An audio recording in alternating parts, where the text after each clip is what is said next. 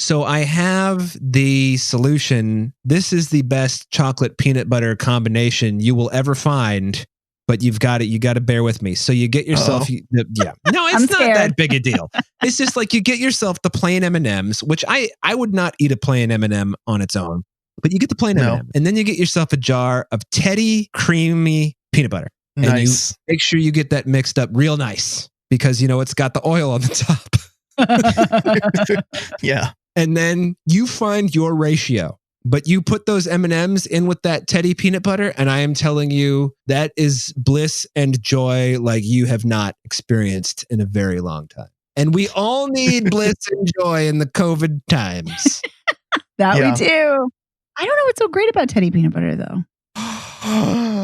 It's delicious. I've never had it. I don't know. I don't know if it's like the all natural aspect of it.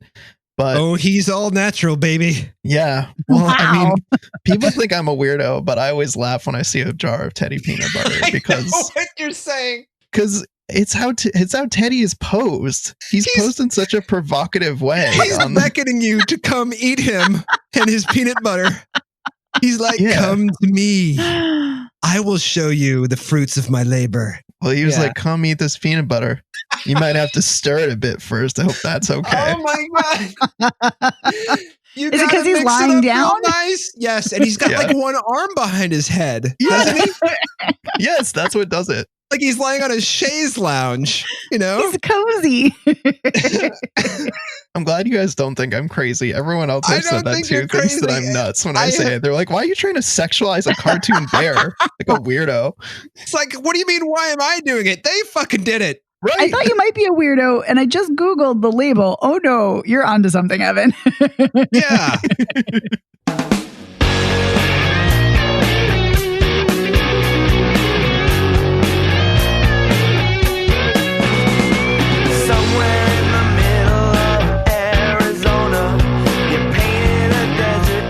Welcome to Spoiler Feast Theater, the podcast that doesn't give a shit about spoilers. We just want to talk about the movies. My name is Megan Kearns. I'm a contributor to Edge Media, and I'm a member of the Boston Online Film Critics Association. My name is Dave Riedel. I write occasionally for Salt Lake City Weekly, and I am, too, a member of the Boston Online Film Critics Association. And my name is Evan Crean. I am co-chair of the Boston Online Film Critics Association and co-author of your 80s movie guide to better living. Yeah, you are. Yeah, you are. Yes, I am.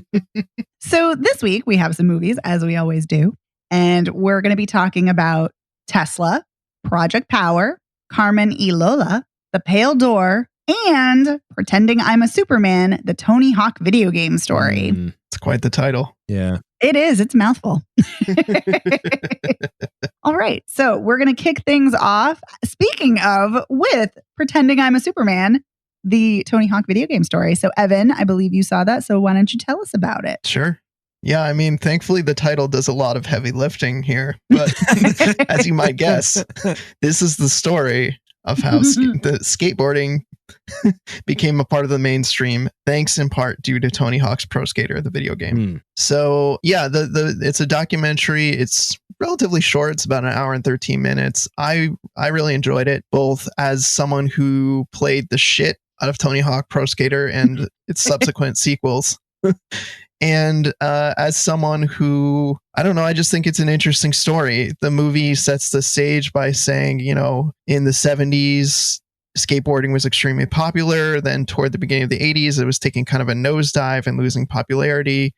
And it kind of traces a resurgence of skateboarding from the mid to late 80s around skateboard culture through, videos kind of creating a culture of interest that led into the X Games. And then from the X Games came this idea of Tony Hawk Pro Skater. And it's not to say that there weren't, skateboard video games before. There was 720, there was Skate or Die. But one of the things was that, skateboarders felt like these games didn't quite capture the experience of it. And so what was so interesting about the Pro Skater franchise was that it really did kind of balance the fun of playing a video game with the tricks and all of the kind of things that make skateboarding kind of cool and hip and underground. And they talk a lot about that in the documentary, that, you know, as skateboarding's popularity was waning in the 80s, it became this very underground thing. And so people were making ramps in their backyards, and they were doing all kinds of crazy tricks skateboarding out on the street. And that was kind of like what led to the next kind of swing in popularity. And Tony Hawk as a skater was kind of the perfect guy for this, because a lot of skateboarders had this kind of, you know, fuck the system kind of attitude. And Tony Hawk was a lot more, I guess, for the lack of a better term, mainstream. He just had a neater, cleaner image. And that was kind of what, you know, was easy for them to rally behind. But I think what also turns out to be quite interesting is that he, although he's made so much money off this franchise, and this video game really propelled his career, he was really generous with the other people and the other professional skateboarders and kind of shared the wealth. And so that's one of the things I really love. When they talk about the making of this game, they talk about the fact that although he was kind of the primary person who was working on the video game in terms of like lending authenticity to the skateboarding, he was really gung-ho about pulling in other professional skateboarders. And that's why we've, you know, the first game from the get-go, they have all these other professional skateboarders in there that you can play as, not just Tony Hawk. And so they talk a lot about how that helped their careers, that gave them this level of fame that they wouldn't have had otherwise being in the video game. And to this day, you know, it's really helped all of them quite a bit. And it's really kind of put skateboarding into the mainstream and kept it around through all of this time. But it also, in weird ways, inspired the next generation of skateboarders, both kids who grew up playing the video game and just thought this was awesome and I want to do this, but also from a representation standpoint. They have a female skateboarder and they have a black skateboarder that they interview, and they talk a lot about how seeing those professional skateboarders that looked like them in these games was such a big inspiring thing and helped them go out and make their own mark. And I also like that they discuss how there's this kind of weird art imitating life thing going on, where after the game came out, there were tricks and things that you could do in the game that people weren't thinking about doing in real life. And once people saw that they could do it in the game, they were like, how the heck can I figure out how to do that in real life? And so that spawned all this, you know, innovation in skateboarding with tricks that people weren't even thinking were possible otherwise, but saw it in a video game and thought, okay, I'm going to give that a try. So it's a short documentary. It's a little slow in places, but I don't know. I think it's a really fascinating story. I like the people in it. I like the kind of some of the angles they talk about. Another aspect of the video game, the first video game especially, was the use of music. And so they interview different bands. They talk to Goldfinger. Obviously, the documentary is named after their song Superman, which was featured prominently in the first Tony Hawk game. But they talk to a member of Bad Religion, a member of Primus, and they talk a lot about how these, you know, guys were able to put their music into these games, and then that helped them as well. So it's just this really interesting way that they all kind of boosted their careers collectively by doing this video game. And, you know, a lot of them thought initially, oh, this is not going to go anywhere. And so they were pleasantly surprised when it did. I have a question for you. Yeah. Which member of Primus appears in the documentary? Larry Lalonde. Oh, okay. Well, that's interesting. I'm surprised it's not Les Claypool or Tim Herb Alexander. Yeah, I was shocked by that too. I thought if we're going to talk to somebody from Primus, that would be... They talked to one of the members of Bad Religion. I forget who it is off the top of my head. But yeah, Bad Religion comes up, and the soundtrack of this documentary is very 90s at points. It just reeks of that late 90s kind of punk skateboard aesthetic, which works because that was what they were going for. They were talking about how there were lots of different attempts to make this kind of game, and they all kind of floundered, including one that Tony Hawk was trying to help this guy pitch and no one was interested in. And so it was just a unique combination of factors that the video game studio Neversoft was coming off of some successful games, and they teamed up with Activision, and that's how they kind of got the ball rolling on this game. And then they brought in Tony Hawk, and then that's when things kind of went crazy. I think probably the most crazy fact that I learned was surrounding the motion capture that Tony Hawk had to do when they were making the video game. So like we know with animation, people have to wear those motion capture suits, but he was talking about the fact that he hurt himself a lot because the motion capture suit is so thin and it's not the typical amount of padding that you normally have. And so he was expected to do all of his normal tricks, including the 900, which was an insane trick that he, timing wise, he did it. And then the video game came out shortly after, which was like a happy accident that he completed this like incredible trick. And then it made it into the game. But apparently that was a huge problem, is that he was expected to do all his normal tricks with like half the padding. And so he got hurt a lot doing them. So that sucked.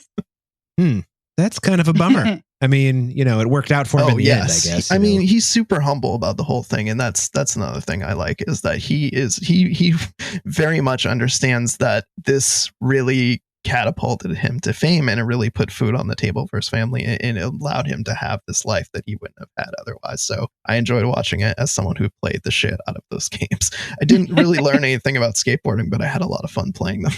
Well, that's really the important thing. Yeah. So, well, cool, man. I'm glad you liked it. I mean, I'm never going to watch it, but cool. I might, because I find video games fascinating in the making of. So I do too. So who knows? But Evan, you painted a lovely picture on it. So, and I was being flippant. I probably will watch it. You will. That's right. Yeah. All right. Well, I think Dave, you're up next to tell us about the pale door. Oh, the pale door. It's so pale, the door. The end. Yeah, it's so it's a movie. What is it about? It's about 95 minutes long. Is it good? No. So here's what it is. It's a horror movie that is also a Western. And yeah, which, that's fine. I like crossing genres and things like that. And I think it can be done very well. Horror Westerns are great. I love a horror Western. So I'm intrigued. Well, I don't know if Bone Tomahawk qualifies as a horror Western, but I did not love Bone Tomahawk.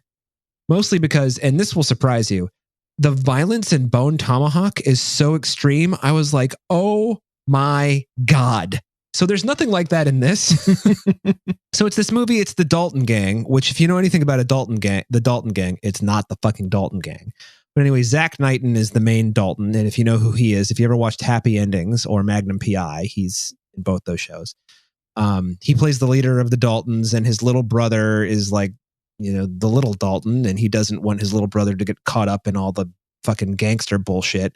And it's roughly 1890, 1895, toward the end of what we would consider the Old West era.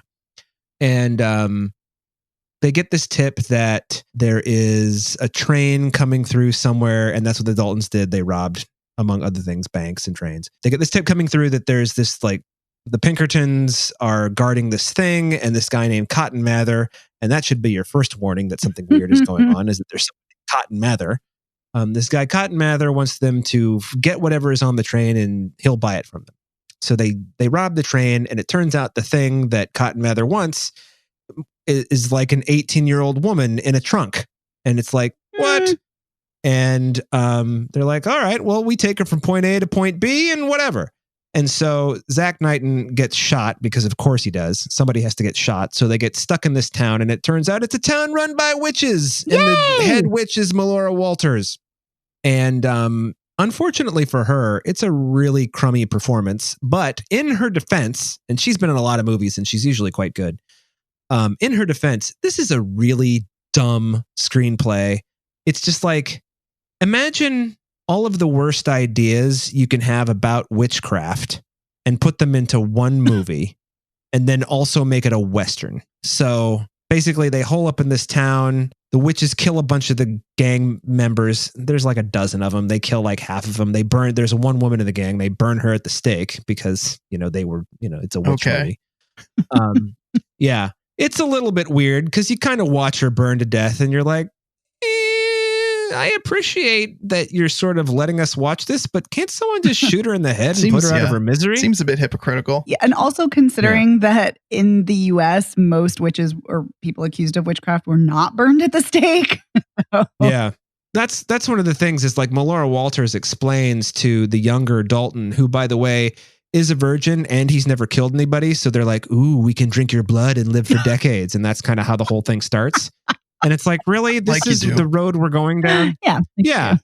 It's like, I mean, I've heard I don't know anything really about witchcraft or Wiccans or whatever umbrella you want to put it under. But I do know that a lot of the ideas I've heard that end up in this movie are kind of the ideas that people are like, yeah, that's dumb. That doesn't, people who are witches don't do these things. That's correct. So it just becomes this kind of like game of cat and mouse, and it's really slow, and the surviving members are holed up in this church, and the witches eventually, who, by the way, all look like sort of like, imagine if Angelica Houston's character from The Witches was burned to death. That's what they all kind of look like. Yeah. Except for Melora Walters. And as it turns out, her daughter is the one who was in the trunk. So her character was burned alive in 1692 by Cotton Mather's great-great-grandfather. Cotton Mather. And then, but after she was burned to death, 3 other witches brought her back to life. And then she gave birth to her baby, who grew up. For some reason, she stopped aging at 80. This is another thing I don't understand. It's like, why are they all stopping aging at this age? So she grew up for 18 years and then she stopped aging and now she's 18 forever. And this is your daughter. And, you got to drink the blood. Like, what the fuck is this? The only original thing about this movie, I will say, is that the younger Dalton, who, of course, the witches run a brothel, which is how they lure men in. One of the Melora Walters says to him, do you want a lady? And he's like, nah, they're not really my type. And she's like, interesting. And at the end of the movie, she's like, if you give me yourself, I'll give you back your brother, Zach Knighton, and you can have whatever you want. Money, women, men, whatever. And I'm like, interesting. The one thing that is mildly progressive in this movie is when we're using it as a bargaining chip to save some guy's fucking brother so that they can like have your virgin blood. I mean, it's just, yeah. And so at the end, Zach Knighton, like Melora Walters, the exposition is unreal. It's only 2 lines. She's just like, we control the town up to the border. After that, we'll let him out and then he's free. And they true to their word, they let him go. But then the last thing you see is like a raven sitting on like the porch on his house. And like, of course, one of the guys dies because like a raven like jumps out of his mouth at one point. And it's just like, what the fuck am I watching? So the one thing I will say is that Bill Sage, and if you have watched any independent movies from the 90s, you will know who he is. He's really good as kind of like the second to last man standing. And he's just kind of this I don't give a fuck kind of character. But everybody else kind of, comes from the Western cliche book, and the witches come from the witch cliche book. I mean, good God. I'm just watching this going, and then this one's going to do this, and then she's going to come from the ceiling, and then blah, blah, blah. And of course they can't go in the church, but they can do things to you while you're in the church to try to make you come out. It's like, well, how does that work? How can their evil work? If they can't come inside the church, why can their evil come inside the church? This doesn't make sense, So TLDR, fuck this movie. Wow. Wow. Yeah. It's just, and it's, and it's poorly acted, and and I've seen a lot of these actors before, like, well, Bill Sage is fine, but like Pat Healy, Stan Shaw plays one of the main characters. Zach Knighton is fine when he's directed well. He does better in comedies, I think, but it's all just so, it looks, you remember how Netflix movies all used to be kind of sucky? And they all had that kind of had that sheen, and this kind of looks and feels like that. It's just like, this is 80% of a professional production, Yeah, there are some obvious cost-cutting measures in it, and there's some really bad editing. Like, a couple of the characters get bitten by witches on the ankles, which you don't even see, but then later you see that like something is growing out of their ankle, and it's like, well, wait a minute. I guess I saw her fall below the camera frame. So am I to assume that she bit him on the ankle? I guess. That's an odd spot to bite someone. And witches don't usually bite people, even in witch stereotypes. So this is strange. Yeah. And there's a lot of shooting and killing witches. And, the whole thing is kind of like, well, if you can burn a woman at the stake who is supposedly a witch and then bring her back, I'm sure you can take a bullet out of someone's head and put her brain back in the right spot. If having, a dead witch give birth to a living witch baby is a possibility. I mean, just what the fuck? Make up your goddamn mind.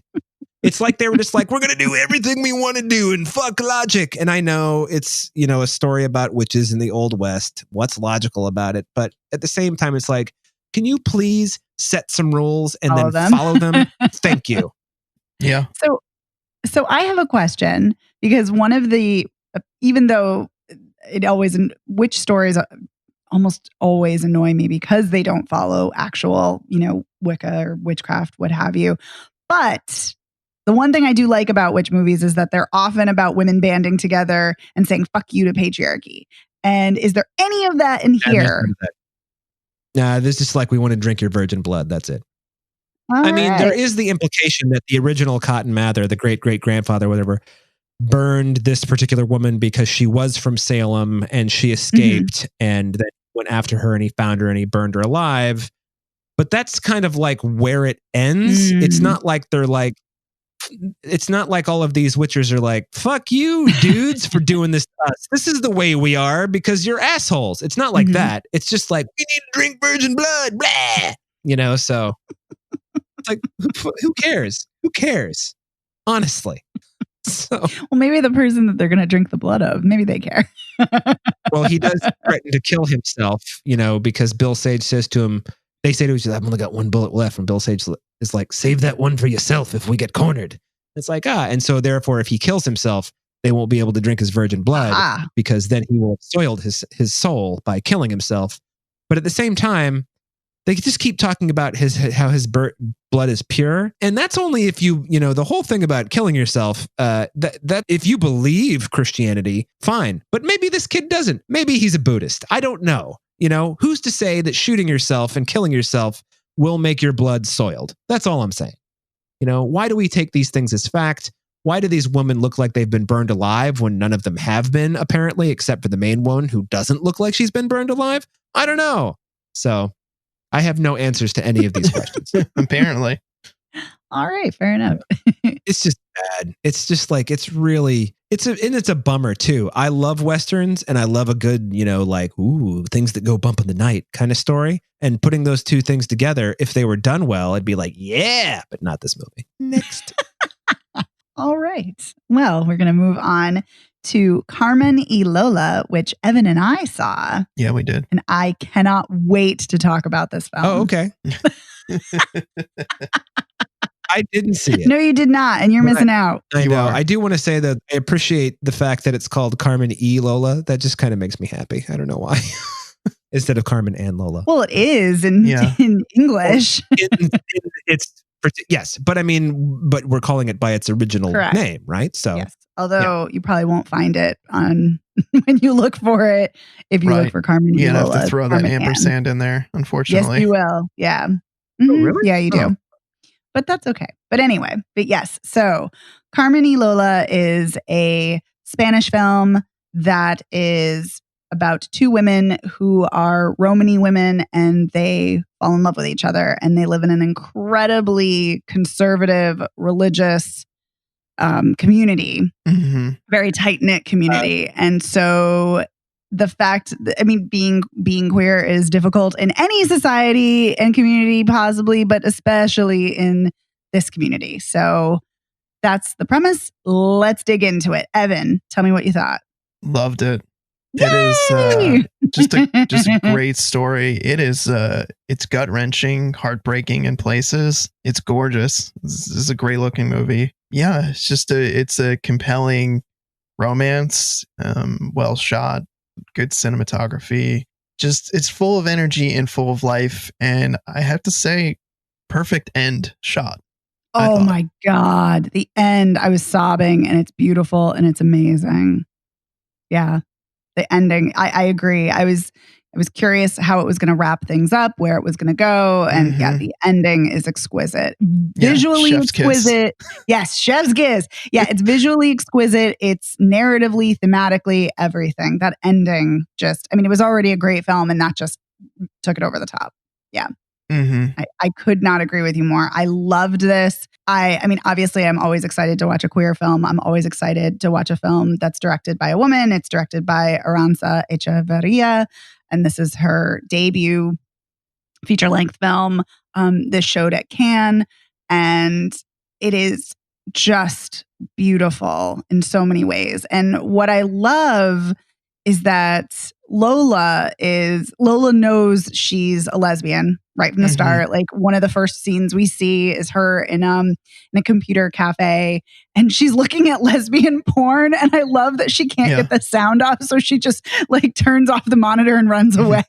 Yeah. But it seems like accidental. She searches lesbian. Madrid and porn is just up on the screen and she frantically shuts the monitor and walks out of the internet cafe. That's where she's doing all her Googling and her research and her chatting with people. Yeah, but I love that she knows that she's a lesbian right away, but Carmen does not know that she's queer. And I love that you get to witness her kind of, exploration of that, because initially when Lola, makes a move, because they're, very close and Carmen's very flirty with her and very touchy-feely. Yeah. And it's very obvious that she's attracted to Lola. But when Lola actually makes a move, she's like, what the fuck are you doing? And I'm sorry, even before that, that's right. Lola is a graffiti artist and she graffitis, Carmen with hearts and birds because she wears bird earrings. And she thinks it's her fiance because she's engaged to be married. Even though Lola's cousin, I would add. Yes. And she's 17 and Lola is 16 because, that's what you do is once you're 16, you start looking for her fiance. And so she thinks it's her fiance and then she finds out that it's Lola and she's all pissed off and she's uses a slur against her. She's really mean. Yeah, she's vicious. And poor Lola is devastated by this and talks to her friend Pocky and is like, oh my God, the most beautiful person, thinks I'm disgusting. And it's heartbreaking, but then they meet up again and they talk and then they kiss and it's like a game. And Carmen, says like, oh, that didn't mean anything. It's just a game. But then they keep kissing and I just love like seeing, it unfold because it's very clear that they have a connection. It's very clear that they're attracted to each other. But Carmen is, still thinking in this kind of, heteronormative, conservative way that like, no, that's not me. That can't be me. Yeah. But then when she finally does come around, it's beautiful and also so horrible because of their families. Oh my God. Right. Their family reactions are just heartbreaking. Yeah, because when Carmen goes all in, she's all in. She's engaged to Lola's cousin and she breaks off the engagement so that she can be with Lola. And that's about when their families find out about them. Specifically, we don't really see as much of Carmen's family, but we see Lola's mother she snoops in Lola's room and finds a box and then finds a love letter from Carmen and then, calls her aside and screams at her. And he's like sobbing. Says like, oh, I'm going to have to tell your father. And then she tells the father and the father flips his lid and drags Lola in the car and takes her to the church to be like prayed over. But the pastor's not there. So I don't know if the pastor's wife or someone else has to do the praying. It's horrible and horrifying. And there's so much screaming and yelling and emotions flying everywhere. It's a very tough section of the movie to watch. It's very intense and it's heartbreaking to see her treat it that way. It's also so upsetting the fact that, her mother keeps saying to her, tell me this is a game. Tell me this is not true. Tell me this is a lie. And, Lola's like, no, I can't tell you it's a lie. I'm not going to lie to you. And, which is so brave to do. And then she's like, well, I have to tell your father. And like, Lola's like, inconsolable, like don't tell him, because we've already seen he is incredibly abusive. Like he threatens to hit, Lola, he threatens to hit his wife. He, raises his hand and, he's verbally abusive and he's horrible. And she knows what's going to happen if her mother tells him. And it's horrifying that her mother outs her in that way. And, to someone who is clearly so abusive and clearly so not going to understand and be supportive. Yeah, you're right. That section of the film is absolutely brutal to watch. It's awful. And also afterwards, after he brings her back from the church and the mother's like screaming and Pocky, her friend, is like trying to shield her with her body and being like, let me take her home. You guys can talk later when you're calm. And then at the end of all that, her mother's like kicking her out, like, go, we don't want to see you. And the father's like, I'll never call you my daughter again as long as I live. And we see a shot of Carmen sitting inside and she's like shaking over what she's hearing and what she witnessed. And it's just, it's so awful. It's so awful. But then I love afterwards that the two of them sneak off in the night and go away to the beach where they'd always talked about seeing the ocean. Yeah. And it's just, it's so beautiful. It's this beautiful wide shot as like the sun is kind of rising and they're running to the water and you see them in the distance start to make it to the water. And there's this whole idea about swimming and like Lola wanting to teach Carmen to swim, and they go to like an empty pool and they're laying in the pool. And I love that scene. Yeah, there's a really big emphasis in the movie on hands, a lot of, hand holding, and a lot of it seems to center around the idea that they can't be openly together. So like holding hands is something that other people might see as innocuous or something they can kind of do under the table in a way that other people aren't seeing, but they can still be intimate with each other. And there's so much emphasis on hands in this movie. Well, hands is also a very queer nod, especially for queer women. So if you notice, like in a lot of queer films, there's a lot of emphasis on hands, like Portrait of a Lady on Fire. There's a lot of hand touching, a lot of fingers. So you're absolutely right, Evan, but it also is very much kind of a queer norm in queer women films. So I was not surprised at all to see so many shots of hands, but there's something also very, very sexual, but also very romantic, very tender. It does kind of mean all these things. But like I said, I think you're absolutely right too, that, it is such a norm for couples to just be able to hold hands. So it's, there's that element that they, they're sneaking affection, but if someone saw, you're right, that it's, it can be kind of brushed off, unlike obviously kissing, which someone in the neighborhood catches them doing.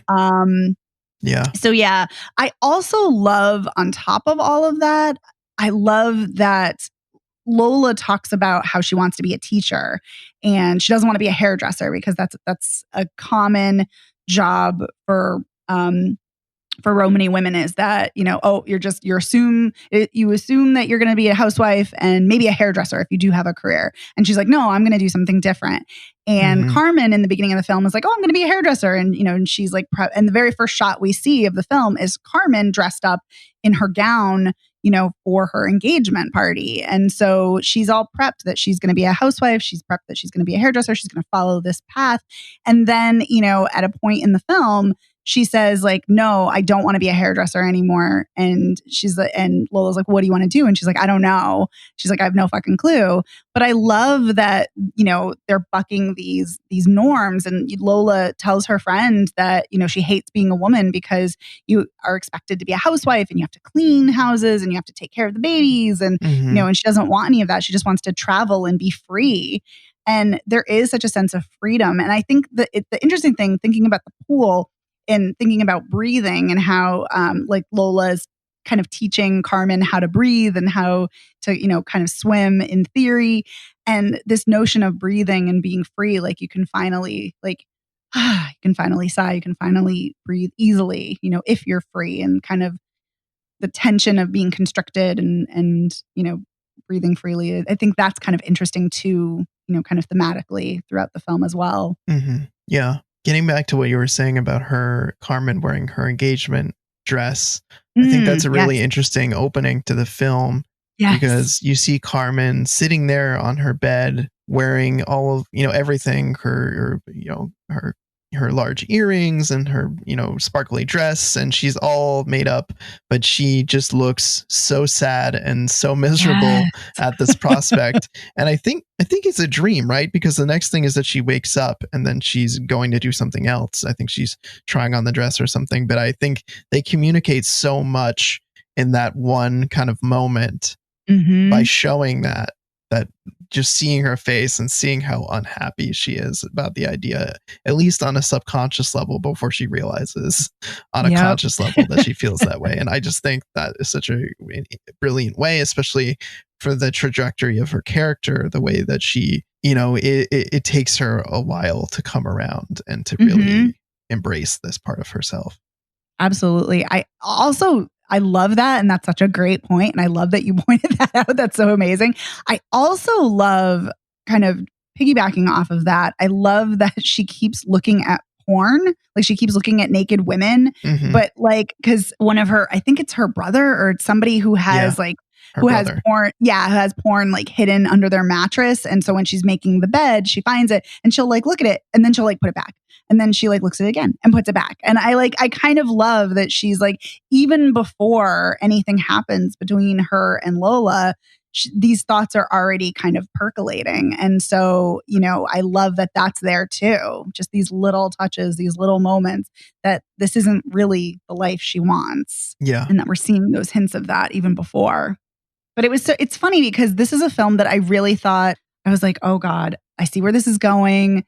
Carmen's gonna, bail and she's not gonna be on board. And no, she's like in and I love it. And I also love the scene where the two of them are talking and Carmen's like, what are we gonna do? How do we do this?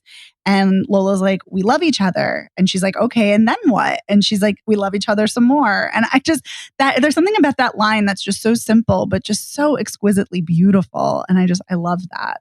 Yeah. Yeah, this really is a great movie. I'm glad that we decided to watch this.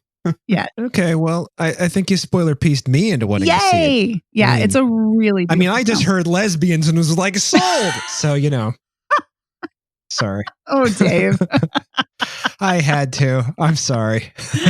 You're like, I just had to. But yeah, this is an incredible film. It's incredibly well acted. It's well shot. It's a great story. And that final shot just, I can't stop thinking about it. It's so damn good. Yeah, it's perfect. I don't say that very often about the ending to a movie, but in this case, it really was perfect. Yeah. And it's funny because when they're on the bus, I'm like, oh, the film should end here. And then it doesn't. And I'm like, why is it still going? And I was like, oh no, why, is it going to ruin it? And no, it made it better. Right.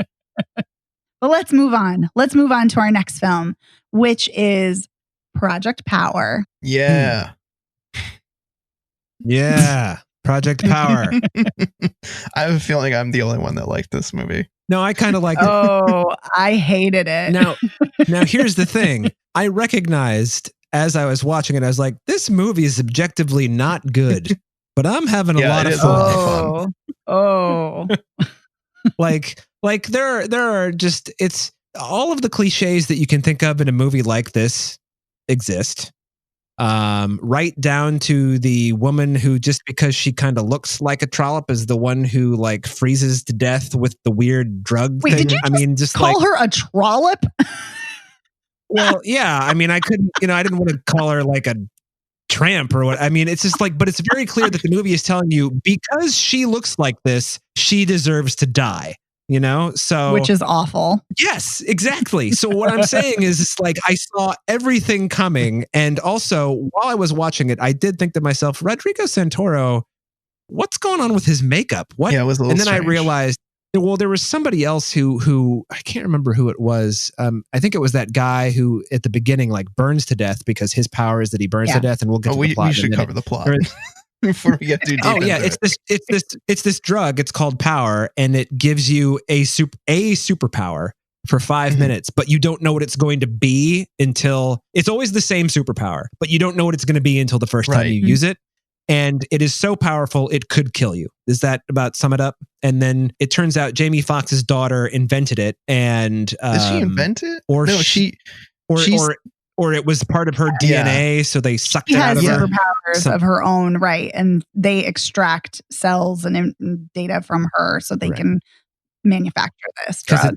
It's right, because a Jamie Foxx was part of he was one of the soldiers that they experimented on, and so he passed these things down to his daughter naturally. Yeah. And so it also stars Joseph Gordon-Levitt and the young woman whose name I can't remember, who is selling drugs to support her mother because her mother has cancer, which I'm just like, just how many fucking cliches can we do? It's like the smart kid who's dealing drugs because she's got a sick family, and then Joseph Gordon-Levitt doing his thing, and he's fine.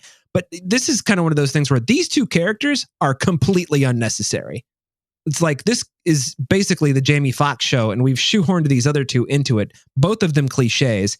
Jamie Foxx is a cliche too, by the way. I was going to say. And and it's just like, but here's the thing about Jamie Foxx is one of those performers for me who, like, I feel like is super self-conscious sometimes. Like, you can kind of just tell, like, I'm watching him think about what his character is supposed to do next. And I thank God he wasn't doing that in this, because if there was like any more of that, I would have been like, now I can't watch that. I can't just watch people shoot each other. It's got to be, and now I got to watch Jamie Foxx like think about his character's motivations. So at least there wasn't that. But it was really predictable, but I sort of enjoyed the kind of things that people changed into. Yes. Like the Rodrigo Santoro thing. Like, if I turned into that, I think I'd have to say I would probably never take the drug again, because you know that someone's just going to like take a rocket launcher and blow you away when they see you coming down the street, Right. There's this really interesting underlying mythology that I enjoyed, that these powers were somehow linked to animal traits, and how all these animals have these crazy things they can do biologically. And so, like, the people's powers that that they have are some link to the animal kingdom. Like, setting Jamie yourself Foxx was on talking fire. about What? The pistol shrimp, I think, is what he was. Oh, right. It's weird because they drop all of these animals in, and you actually, if you look closely, you can see them. Because I think Joseph Gordon-Levitt was the armadillo, because he had that strong armored skin. So when he got shot, right. So, and I think Jamie Foxx was, or somebody was the pistol shrimp idea that he was talking about, that you could Jamie Foxx. Yeah, it was Jamie Foxx. heat up the water to a crazy degree. So I enjoyed that aspect of the movie, of having this draw from these incredible properties in nature, although it's a little ridiculous. Like, you watch it and it's a movie you can't think too hard about, because then it will just start to crumble under the the pressure of your brain power. Yeah. And this is also one of those movies where it's like, and Megan, feel free to jump in at any time, but it's like, oh, I will. Don't worry. This is one of these movies where it's like, kind of like your standard net. I don't know that if this is a Netflix movie or if they just bought it because of COVID or whatever, but like, some of it looks really, really expensive, and some of it just looks like it was shot on the cheap. It's like a really strange, like, bridging of filmmaking techniques, I thought. And also during some of the action scenes, it was kind of like, can you just like maybe make up your mind about how you're going to shoot this? It's like, one moment we're doing, like all the action's happening in one take, and then we've got a million cutaways, and then we've got, it's just like, fucking do what the Wachowskis do. Pick the action you're going to do, make that your theme, and work everything else around it. And I'm not saying they do everything perfectly, but I'm saying if we're talking about The Matrix, it has rules that it lives by.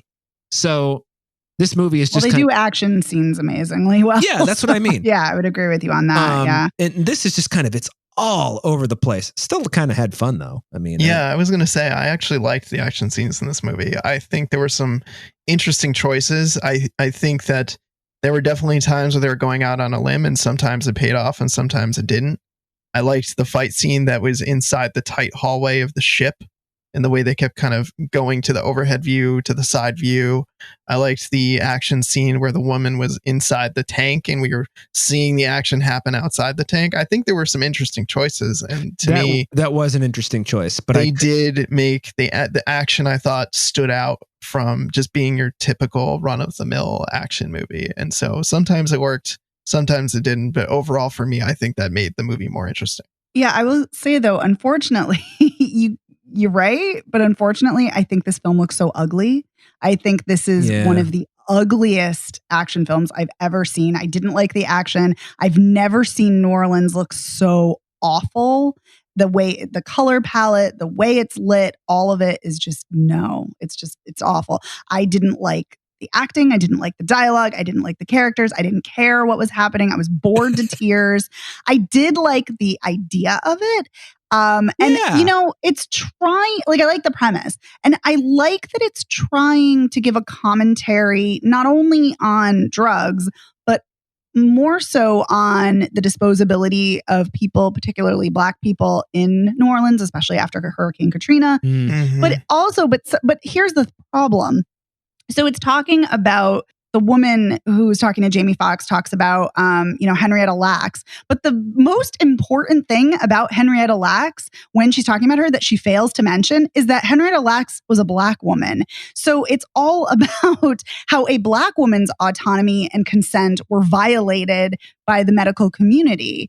And so I like that that's where it's trying to go, that it's trying to go there thematically, but it just doesn't fully connect. And unfortunately, all I kept thinking about was, this movie's just so bad and I'm so miserable that I can't even care about the themes that it's trying to talk about. Yeah, it was definitely all over the place. It couldn't decide what it was doing. Or the opposite problem is it was trying to do so much that it couldn't do anything well, you know? But I'll go back to this again. Still had fun. So, I wish I had the experience you guys had, because I shit you not, I was miserable, like miserable. Yeah, I thought it was horrible. Yeah, there were moments when, like I said, the woman who froze to death because her superpower was apparently she's icy or whatever. Can't regulate her temperature. Can't regulate her temperature. That really, really bothered me, especially when she put her hand down and it froze and she pulled it and her finger came off. I was just like, this is just cruel. I mean, I'm not above cruelty in movies as long as it serves some sort of purpose. Like, that's why you'll never hear me defend Hostel. It's like, you know, who fucking cares? It's gross. Yeah. It's gross. and this is just gross. Why is this woman suffering like this? It does have those moments. I was just thinking that, actually. And that was one of the things that I thought that didn't sit well with me was, so we have Jamie Foxx's character and he's trying to rescue his daughter. And I get that, but he murders so many people along the way in the most brutal way. He shoots a guy's hand and blows so many of his fingers off. And I keep thinking, like, during these scenes, these ultra violent scenes, like, okay, yeah, I get it, you're trying to get to your daughter, but you literally have to kill everyone in your path just to get there. Well, not only that, but here's something that really bothered me. So I think Joseph Gordon-Levitt's fine in this. I think he's good in everything, and I think Dominique Fishback is also good in this as well. And I don't really care about her character so much, but I think she's doing the best with what she can. Agree. But here's something that really pissed me off, like really fucking irritated me. Jamie Foxx kidnaps her. He's brutal with her. He kidnaps her. He throws her in a trunk. He's vicious. She doesn't know what the hell's going on. She doesn't know really what's happening until he eventually tells her that he's looking for his daughter. And then not 5 minutes later, she's sewing him up when he gets injured. And then he's like, okay, you want to be a rapper? Do a rap for me. And it's like buddy, action buddy cop. We're partners now. And I'm like, no, this is a crock of shit. You fucking kidnapped her and were horrible to her. And now all of a sudden you're best buds. Like, it just was no. It's like, no, this needs such tighter and better writing. Because if somebody fucking kidnapped me, I'd be telling them, fuck off and not rapping for them or sharing anything personal. So anyway, it just, it fell flat. Yeah, there were a couple of things that also really bugged me. You go to all the trouble to cast Courtney B. Vance, and then you only put him in 2 scenes. God damn, that is a crime. Yeah. It is a crime. And then it really, really irked me that Dominique Fishback's name is Robin.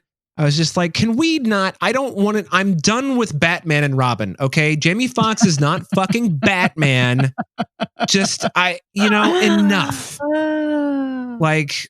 Christopher Nolan made some good Batman movies. Let's move on, please. I mean, it is a superhero film, so that actually did not annoy me.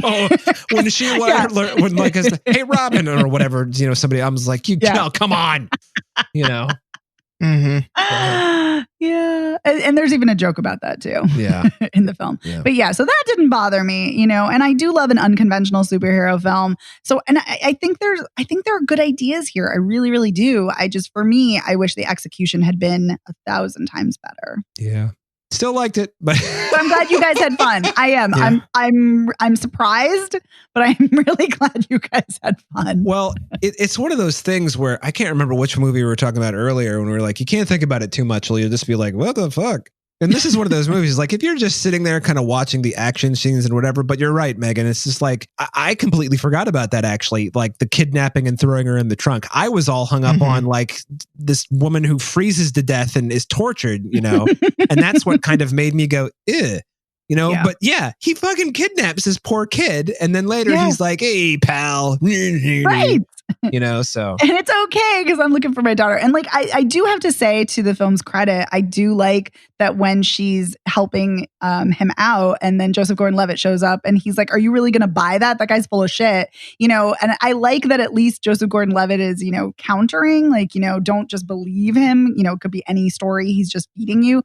But then after like 3 minutes, he's like, okay, I'll help him too. And I'll set him free. Like, what? Yeah. Yep. It's a fast turn. It is a fast turn. Yeah. So that was Project Power. All right. Evan, did you have anything else to say?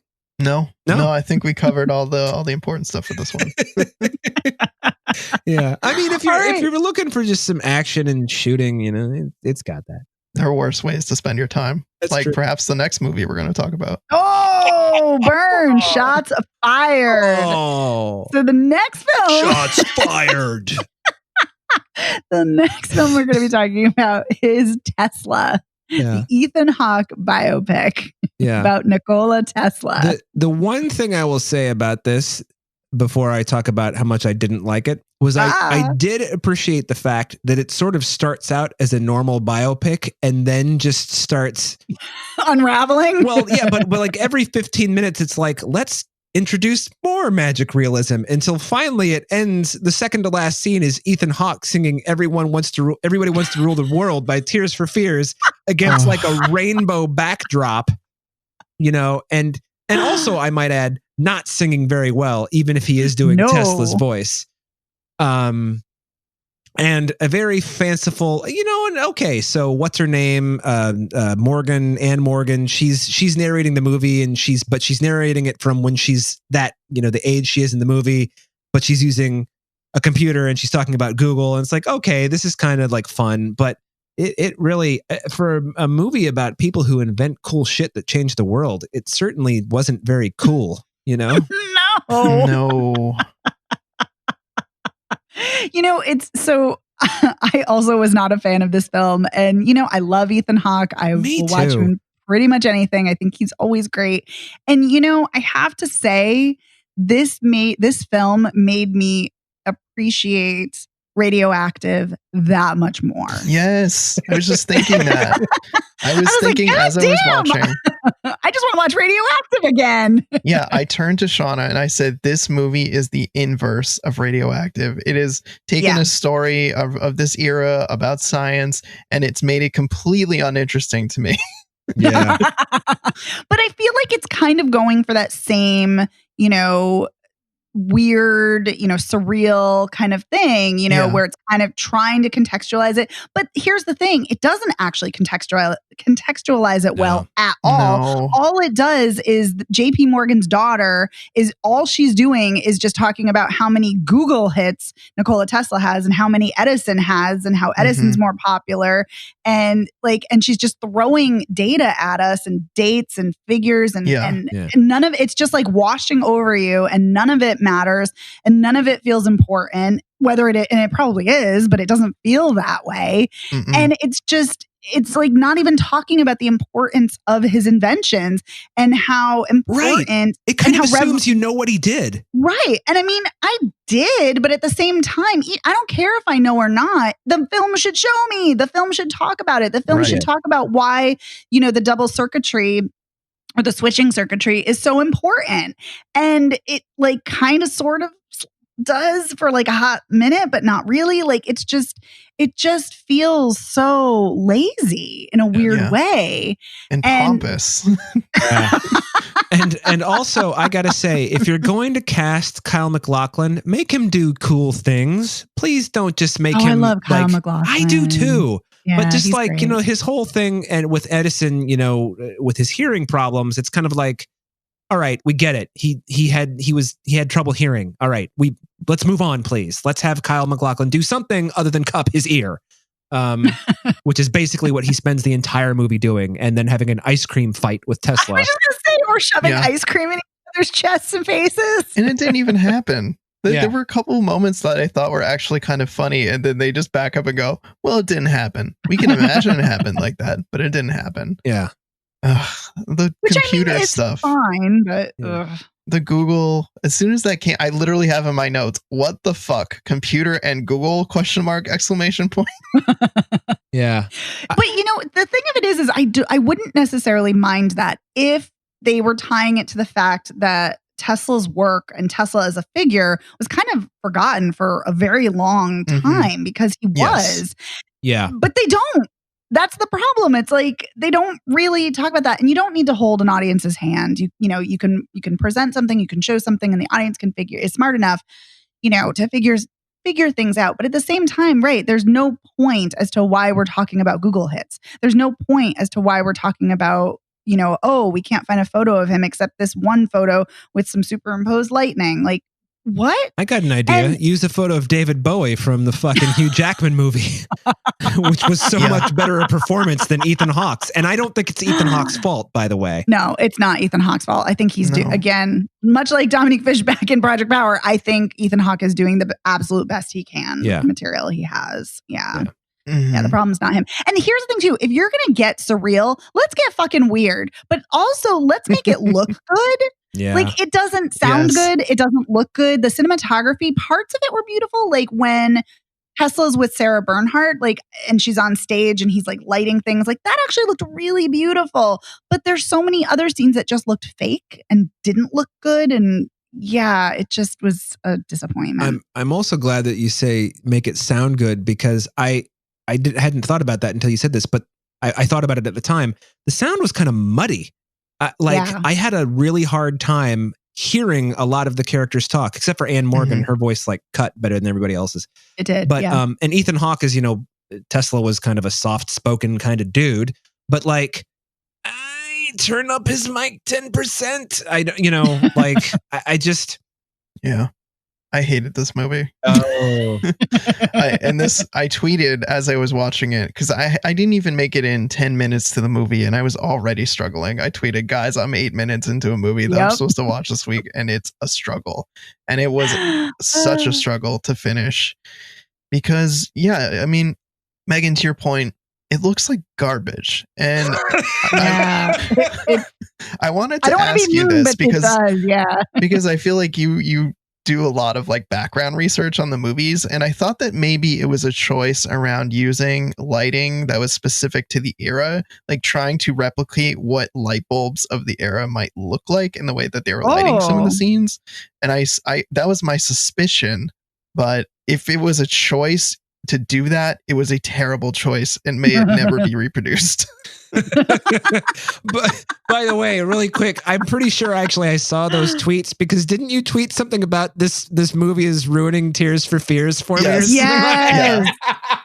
Yeah. Because by the time I got to that, I was just so mad. Okay, fine. Have Tears for Fears.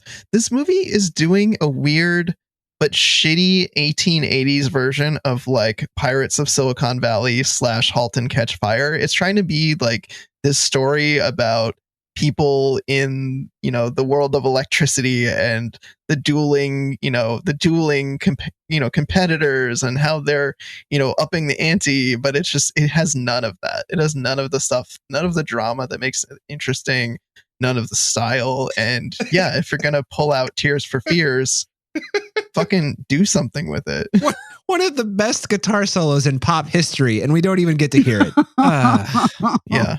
And about the lighting, I have not seen anything about that. Not that it doesn't exist, but I had not seen anything about the choice for lighting. But you're right. If you want to do that, if you want to use natural lighting, the lighting of the period, there's ways to do that. Obviously, one of the most absolutely beautifully naturally lit films ever is Barry Lyndon. It's gorgeous. I knew you were going to say Barry Lyndon because it's gorgeous. It is gorgeous. And And a film of recent memory that also uses candlelight that we didn't talk about on the show, but is a great film, is Carmilla, and it's a beautifully lit film. So there are ways to light naturally. But anyway, the Tears for Fears, what's happening? Yeah, that's just I will say though that part of the film is probably the part I liked the best. The best of the worst, I guess. It's such a disappointment because I feel like, and this was our criticism of Radioactive, is I wanted it to be weirder because it worked when it was weird. But the problem here is that even when it's weird, it doesn't work. Right. It's too weird. But it's a wrong kind of weird. I don't know if it's too weird. I think it's not weird enough. I think it's not weird in the right way. I agree with you on that. Okay, it's not weird in the right way. Yeah. I don't know. Well, so we all hated it. Okay. I didn't hate it. I didn't like it. No, I hated Project Power. I did not hate this. I just didn't like this. That is true. Anyway, your criticism of Project Power was much more vicious. I was going to say vehement, but another good V word. I think we pretty much said everything about it. Unless, Evan, do you have any last words on Tesla? No, I've said all the things I needed to say here. Fair enough. All right. Well, let's do a quick recap. So pretending I'm a Superman, would you say see that? Oh, absolutely. Yeah, I would say see it. The Pale Door, Dave, what is your verdict? I'd say only see it if you hate yourself. That's what I would say. Yikes! Yeah. All right. There are so many better ways to spend 95 minutes. All right. And I think, Evan, we can definitely say Carmen Y Lola is definitely something everyone should be watching. Hell yeah. Yay! And then Project Power, I would say skip it, but what would you guys say? I'm a C. Yeah, I'm, if you're into this kind of movie, it'll work for you. If it's not your bag, then definitely bail on it. All right. And then I think we all probably would say pass on Tesla. Big pass. Yes. Yeah. All right. That's going to do it for this week's episode of Spoiler Piece Theater. We want to give a huge, huge thank you to our amazing editor, Otto Clammer. Thank you so much, Otto. You're the best. That's true. It is. It is true. You rock and you make us sound good. Yes. We love sounding good. So you can find us anywhere you can get podcasts. You can find us at our website, spoilerpiece.com. You can also find us on social media. We're Spoiler Piece Theater on Facebook and at Spoiler Piece on Twitter, Instagram, and Letterboxd. So come and follow us, chat with us on all of the social media feeds. You can also reach out to us and email us at spoilerpiece@gmail.com, or you can call us at 862-21-PEACE. Yes. Give us a call. Leave us a voicemail. We love to hear from you. We love to know your thoughts. Yep. What do you think about these films? If you've seen them, do you like them? Do you hate them? Do you want to see them? Let us know what you think. And if you like the show, please rate and review us by going to ratethispodcast.com/spoilerpiece. That always helps us out. Yep. And if you really, really like the show, please join our Patreon. We do weekly exclusive audio for $5 a month, and you can also vote in polls. And this week, we talked about a patron's choice, which was Easy A, the Emma Stone film. And this month's poll is going to be on summer movies. So if you're a patron, you get to vote in that. And for $10 a month, you get to pick a film for us to watch and talk about each month. Yeah. So that's exciting. That's how Easy A happened, which good choice. That's right. That is how it happened. And so we want to take this moment to thank our fantastic patrons. So we want to say thank you, Sean Pensionar, Christopher Jensen, Bob Chipman, Davida Margolin, Zach Pigeon, Chris Wilkinson, Elisa, Max Covell, Shona Glasgow, Rory Glenn, Shelley M. McCaskill, Mike, Lord of the Sith, Deirdre Crimmins, and Shauna Harris. Thanks, patrons. Thank you so much, patrons. You're the best. My name is Megan Kearns. I'm a contributor to Edge Media, I'm also a member of the Boston Online Film Critics Association. You can follow me on Twitter at OpinionSWorld and on Instagram and Letterboxd at TheOpinionS. My name is Dave Riedel. I write occasionally for Salt Lake City Weekly. I'm a member of the Boston Online Film Critics Association. And you can follow me on Twitter, Instagram, and Letterboxd as Dave Sees Movies. And my name is Evan Crean. I'm co-chair of the Boston Online Film Critics Association, and co-author of your 80s movie guide to better living. You can follow me on Twitter and on Letterboxd as Real Recon. All right. So thank you, everyone. Thank you so much for listening. Bye. See you next week.